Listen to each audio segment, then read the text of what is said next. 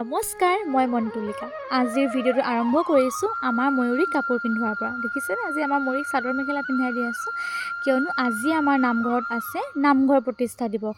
কিয়নো যোৱাবাৰ আজিৰ তাৰিখটোতে আমাৰ নামঘৰত নতুন থাপনা স্থাপন কৰিছিলে। ময়ূৰীক উলিয়াই লৈ মই আকৌ আমাৰ আইতাক পিন্ধোৱাত লাগিলোঁ। দেখিছেনে, ক'ৰবাত গ'লে যে মই এনেকৈ চাদৰখন পিং মাৰি নিদিলে নহয়ে। আইতাক পিন্ধাই কৰি লৈ মই কিন্তু একো সাজিবই পোৱা নাই। তাৰপিছত আমাৰ চিকু দেখিছেনে, তাইক মই উলিয়াই আছোঁ। আৰু মই যিযোৰ কাপোৰ পিন্ধি আছোঁ সেই কাপোৰযোৰ কিন্তু মই নিপিন্ধিলোঁ। পিছত চালে গম পাব, কিবা বেছি বগা হ'ল ন, সেইকাৰণে মা আহি পেলাই মোৰ কাপোৰ চেঞ্জ কৰি দিলে। মায়ে ক'লে যে এইযোৰ পিন্ধ, তো মাৰ কথামতে এইযোৰ পিন্ধিলোঁ।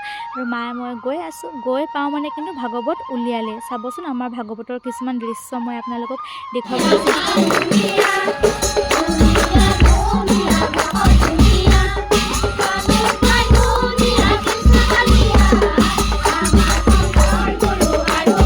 ভাগৱতৰ পৰা আহি অলপো বহিবই নাপালোঁ।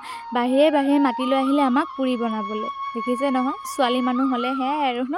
বাকী গোটেইকেইজনী ছোৱালী আমি এনেকৈ পুৰি বেলিলোঁ। পুৰি চাইজ দেখি নাহাঁহিব দেই ৰাইজ, কিয়নো মানে আটাটো বহুত ঢিলা হৈছিলে, মাৰা বহুত কষ্টকৈ বেলিব লগা হৈছে। তো বেকা বেকি যেনেকৈ নহওক আৰু বেলিছোঁ আৰু আমাৰ গোটেই পৰিৱেশটোত দেখুৱাই আছে আমাৰ টিচামণিক এই ভিডিঅ'টোৰ যোগেদি থেংক ইউ। আৰু আজিৰ পৰিৱেশটো চাই কেনেকুৱা লাগিলে জনাব।